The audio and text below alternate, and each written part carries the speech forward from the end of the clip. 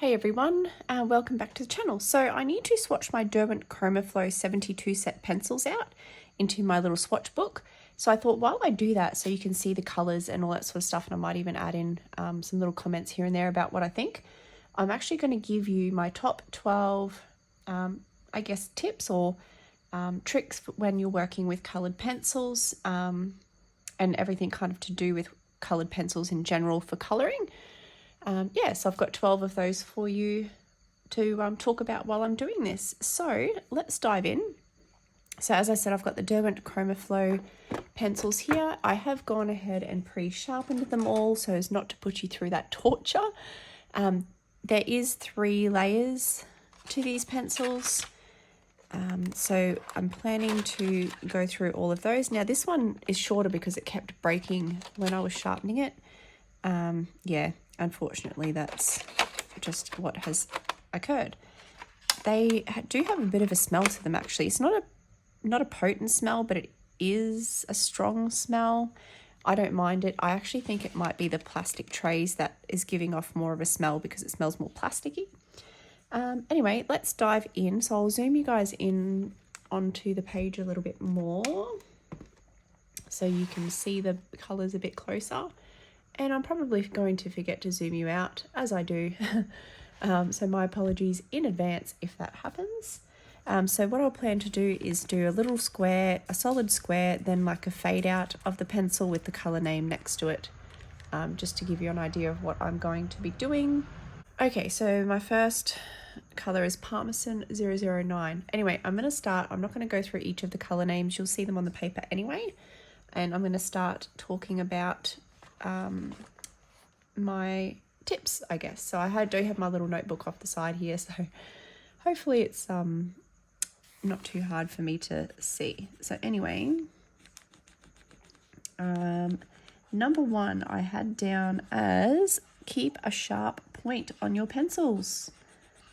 Keep a sharp point. So as you can see on these ones, I like a sharp point. I don't like the dull points that some people use. I like a really nice pointy tip on my pencils. I find it a lot easier to use because I do a lot of detailed pictures, I guess, that require me to have a sharper point.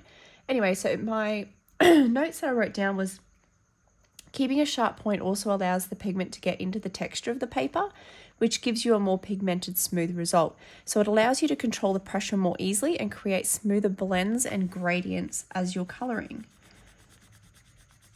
So I'm trying to do 2 things at once, so I'm not very good at that.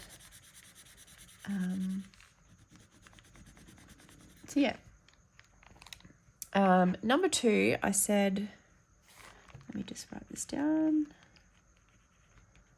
Parmesan 0020. Okay.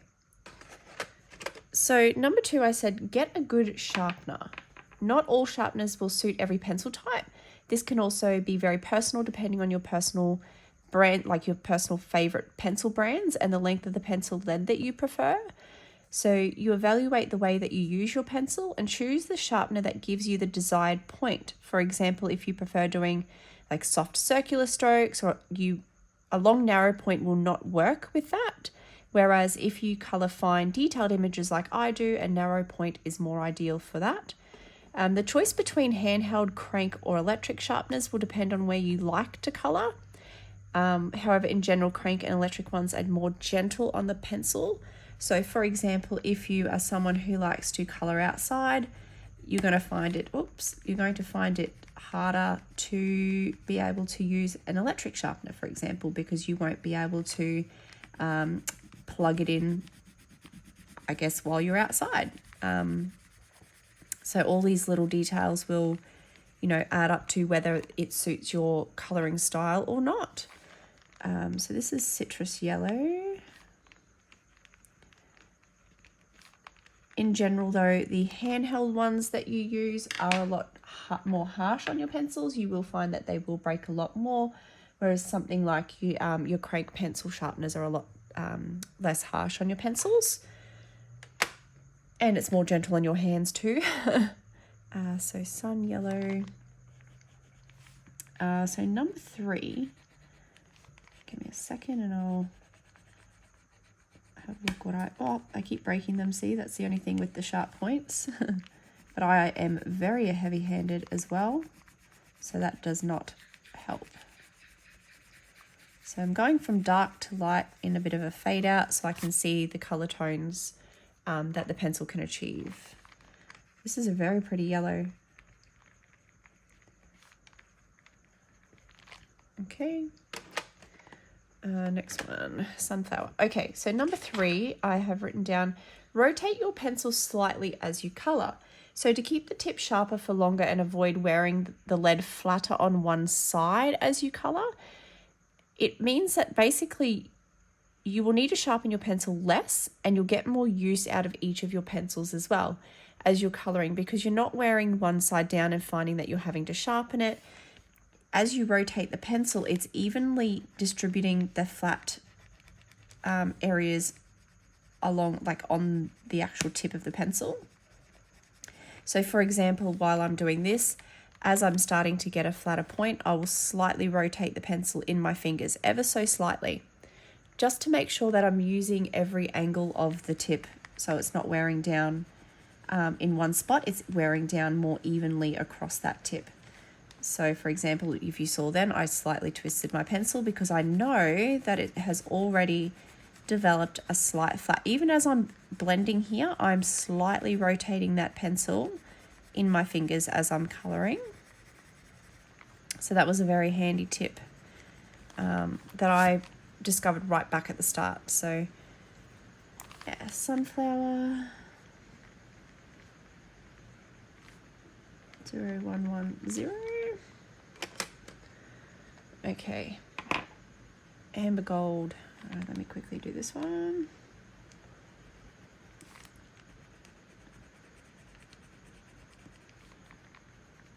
These are quite soft and the color payout is actually quite nice. I haven't used these before. This is the first time I've actually even played with them, so I'm liking them actually. Let's fade it out. Okay, so number 4, let me just write this down.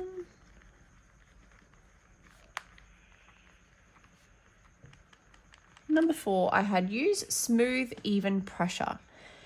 So as you color, to avoid scratchy, harsh, disjointed areas, use like either a circular motion or to keep your pencil moving in one direction. So if you apply too much pressure too quickly to your page, it will result with your pencil being worn down very quickly, which we just talked about with the tip. And the tooth of the paper will be burnished. So this will make it very hard for you to layer or blend any further colors. So for example, when I'm doing this here, I'm laying my pencil down quite hard in this beginning area, which is burnishing the paper. That means it's flattening the little texturized pieces of the paper. It's actually laying them flat and pushing that color into the paper. So anytime that I'm trying to layer those colors again, it's not going to work very well because the paper is already smoothed. Whereas as I'm coming down towards this faded area, my pressure is getting lighter as I'm moving it out. So the pressure on the paper is not creating as much layout, like lay down of the tooth. So I can go in with another pencil or another color and lay over the top with that, and it will layer quite well. When I speak about the pencil going in one direction, as you can see when I'm coloring, I'm keeping it in the same direction. I'm not coming in here and going here and over here and then circles and then this way and that way. I'm keeping the pencil moving in the same direction while I'm coloring. This allows you to get like a smoother gradient or a smoother finish on your paper, rather than seeing what I would say would be texture, where your pencil is going in different ways and you can see those strokes on your paper. So yeah, use smooth, even pressure to gain that. Okay, Golden Sun. These names are really pretty. Actually, they have a really good variety of yellows in this set, I think. Especially as someone who loves bright colors, yeah, I'm happy with that. Okay, so like you can see here, coming in quite hard pressure there, and it's burnishing that paper. But as I'm coming out, my pressure is lifting off the pencil tip and off the paper, so I'm able to, one, I guess, you know, evenly create a blend between the dark and the light, but it's also, yeah, allowing me to be able to come back in and blend it out as well. Golden Sun 0300. All right, number 5, use a workable fixative to seal your work. So if your picture isn't quite finished yet and you want some smudge protection where you know you can close your book, you can put it away, you can come back to it at a later time, you need to have something to protect that artwork. So a workable fixative is a spray. It holds your medium to your paper. So it's actually holding the pencil to the paper, but it's allowing you to still make adjustments when you want to. But keep in mind that workable fixatives may also darken your media depending on what you're using alongside your colored pencils. So for example, if you're using inks, or you're using, some people use eyeshadows, or you're using pan pastels and all those kind of things to supplement your coloring on your pages, it could make your colors darker. Always use it in a well-ventilated area also. It does have a smell, and it is quite a strong smell. So the other tip I would say is allow your paper to dry before continuing your work. So if you're choosing to use that method to keep your coloring beautiful and smudge-free, definitely allow it to dry before you continue working on your work, because it will cause your paper to rip or your pencils to lay down funny, which we don't want. So yeah, workable fixative is awesome. I use it all the time, especially if I know that I'm working with something that may smudge a bit and I do want to come back in and do work over it, or I just don't want my hand to smudge it as I'm working. So that is a really nice color, and that was really smooth to lay down. So that was Mango 0310. I'm really liking these. The pigment's really nice too. Right, so I'm going to move you down a little bit while I remember. So number 6, I said learn blending techniques. So there's a variety of blending techniques you can use, including layering and burnishing with lighter colors or white pencils. Blending colors together is a great way to create unique and custom colors, and also add interest and depth to your work. You can use blender pencils, solvents, alcohol markers. You can smudge with paper tortillons. But I would also suggest using a test on a piece of paper or something that you're going to be using first, as the effectiveness of each one will depend on your colored pencil brands and their composites and things like that. So what they're made up of, and each one is going to be different, especially between, your professional sets and then your non-artist grade sets, I guess. So definitely test it out on a piece of paper prior to doing it on your actual artwork. There's nothing worse than, going in with, Gamsol or something like that, and absolutely ruining your picture that you've worked so hard on. So definitely test on a piece of paper before you go in and do it on your artwork. Wow, this the color pigment in these is just amazing. They're very pigmented, which is awesome. The color payout's really nice. All right, so let me turn my page. So I've got Melon 0410. And I'm not getting through many of these swatches as I'm talking because I cannot do 2 things at once. I'm sorry, y'all. Yeah, that's okay. I'd rather give you the tips and tricks than have you sit here watching me do this for hours on end. This one, yeah, Melon. It's an interesting color actually. I quite like it. All right, so Melon 0410. Oops, late. My brain's not working. All right, so we're up to number 7. Number 7 is use more colors. Use more colors. Okay, so let me explain that one. Whoop, let me just quickly do this and I will explain that for you. This is an interesting color. And my desk is probably shaking like crazy because I really need to get it fixed. It's very wobbly at the moment. So let's fade that one out. This one was Autumn Blaze. They have really nice names actually. Oh, I did it again. 0420. Ah, brain fart. Okay, so use more colors. So add more colors to your picture to add interest, depth, and dimension to your art. It's also a great way to add more like lifelike detail to your work, as everyday objects are not one solid color. They feature subtle highlights, variations, shadows, all of that good stuff. So if you normally choose, say, one color to color a petal of a flower, for example, next time, rather than picking that one color, pick 2 colors. So you might pick an orange as your first color, and then your secondary color might be your yellow. So you'd start in the center of your flower with your darker color being your orange, and you would fade it out to your yellow. Instead of 2, pick 3. So, you might start with red as your dark color, then your orange, which was your main color, as your medial color. So within the 2, the red and the yellow, and then have your yellow as your highlight as it leads out to the side of the flower. So it makes it more interesting, I feel, and adds, that depth and dimension to your artwork rather than being a flat, almost cartoon-like image, I guess.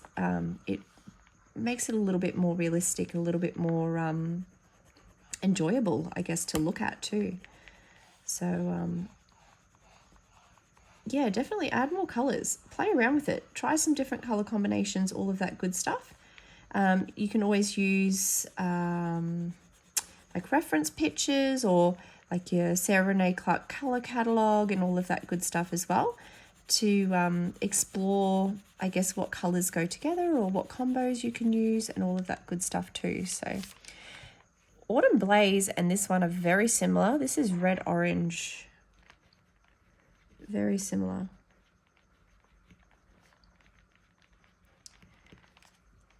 Okay, so I've been talking all day. I'm a teacher, so my voice is going crazy. I'm sorry.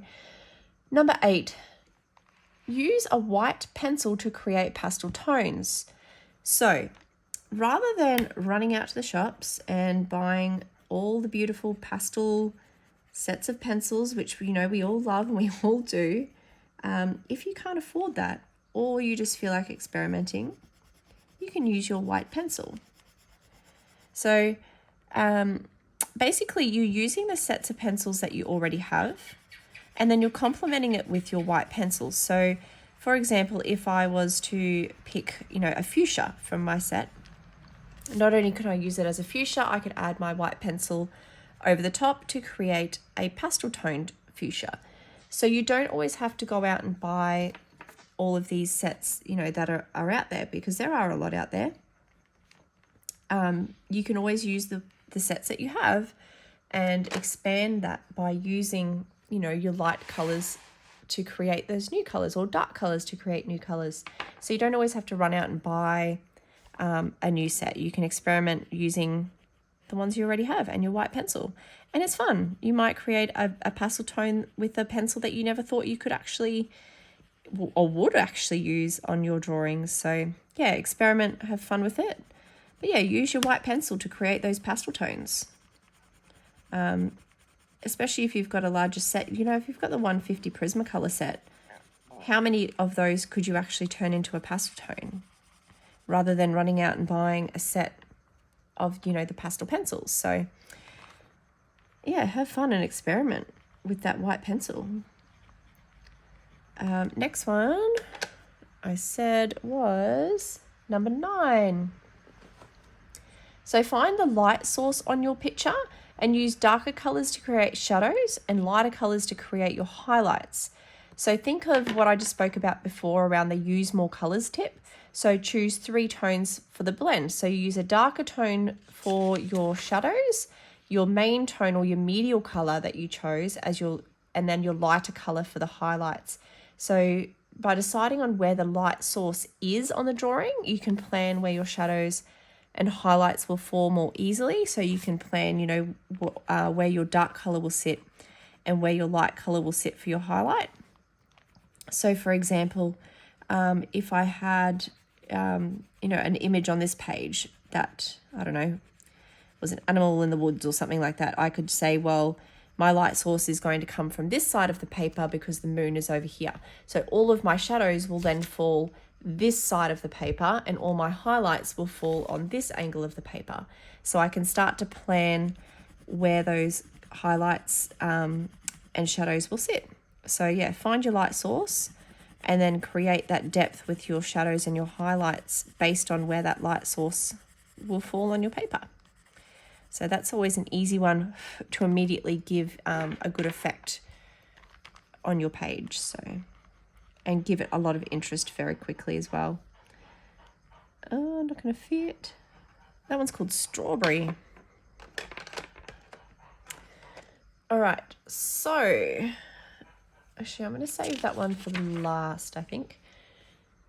So the next one I said is buy quality pencils. So I know we all love, you know, a full set. A lot of us have full set syndrome where, you know, you want the whole set, you want all of the pencils. You know, you can't have the 30 set of Prismas when you know there's 150 in the set. You need the whole set. And we are tempted to buy a lot of those cheaper brands to fill gaps in our pencil sets because a lot of us are collectors. We're not just colorers, we collect all of the things as well. We know that. And it has become a hobby in itself with, you know, collecting the art supplies, not just the actual coloring of the things. So we are tempted to buy a lot of those cheaper sets, and that's all well and good. Like, especially if, you know, that's your budget, that's fine. Yeah, go for it. But there are some benefits to buying those high quality pencils. So a higher quality pencil has more pigment payout. So the greater the pigment composition, the better your results are going to be. So your images become brighter, they're richer, more opaque. The color lays down a lot easier and a lot thicker, so you can cover the paper better as well. Not only that, but your comfort. Honestly, guys, your comfort when you're coloring will become a huge factor in the pencils that you buy as well. Those lower quality brands contain more binder in the actual lead of the pencil. So higher quality pencils have less binder in the lead, which leaves the pencil smoother to use and less painful in your hands and your arms, because it means that the lead is actually softer. So you're not having to push as hard, you're not having to hold the pencil as hard to get that color payout on your paper. So the pain is less in your hands and your arms. Professional or quality pencils are also more light fast, which means that they're resistant to fading over time, especially if you want to display your artwork or you want to gift it to somebody else. It is more light fast, so it won't fade as quickly over time. Another benefit that I really like with having your higher quality pencils is that they're available to buy open stock. So that means that you can buy a single pencil from a shop and not have to buy the entire set. Whereas with the lower grade pencils or the budget friendly, let's call them the budget friendly pencil sets are not usually available in open sets. So that means that if you say have like this pink pencil, blush pink. So if this is my favorite pencil and I use it all the time and it runs out before any of my other pencils, I would have to buy the entire set to replace, 1, 2, 3, 4, 5, 6, whatever of my favorite pencils. I would have to buy the entire set of 150 pencils, to replace 1 or 2 pencils that I use very quickly. So for me, I feel that cost-wise, it's actually more efficient to buy a good quality pencil and replace as needed rather than having to buy full sets to replace pencils that I need to replace. And I like that I can do that with the higher quality pencils, because yeah, we have our favorite pencils. We use ones more than other ones, and that means that we are going to have to replace them more quickly, even if it's your black and your white, because you're using that to create new colors or whatever the reason may be. I like that I can buy them in the open stock and be able to replace them as I need, cost wise. So yeah. All right, let me just write this down. Hot pink 0810. Okay, so number 11 is swatch your pencils. Guys, you gain a better understanding of how the different colors behave. Exactly what I'm doing now, you know. It also means that you can pick your colors and color combos that you like depending on your subject, you know, your personal techniques that you use and the overall effect that you're trying to achieve. It also saves you time. You're not having to scribble, you know, on a piece of paper every time that you want to check if it's the color you want. The swatch contains the color, example, the pencil code or name, and usually like what I do is have, you know, your darker tone to your lighter tone, so you can actually see how the pencils behave, depending on how much pressure that you're using. And you can easily find it quickly and more efficiently in your set once you've got it on the paper as well. Not only that, but the pencil identification, so the, you know, the names and numbers and things, can also help you with color experimentation. So if I can see, you know, the colors, you can make lots of colors from one set of colors. So if you want to recreate colors, you need to know, you know, which pencils that you've made up, which pencils have made up the new color that you've made, especially if you're experimenting. So you can also swatch, you know, these color things that you might decide to blend together. So definitely creating swatches, guys. That's definitely something that if you haven't already done, that you should probably start doing.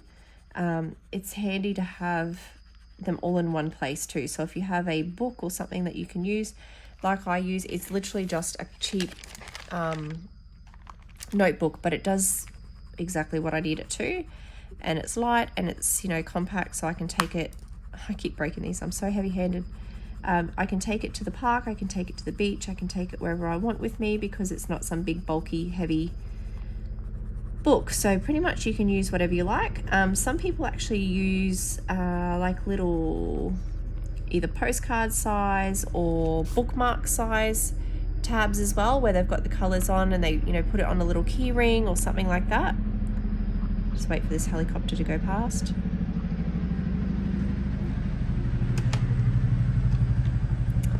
We are a garrison city, guys, so we have helicopters and tanks and stuff going past all the time. So that's a big army helicopter going past at the moment. This color is beautiful. Okay, what is this color? Ultra pink. Ooh, I like that. It's not just pink, it's ultra pink. Okay, fade it out. Okay, so my last tip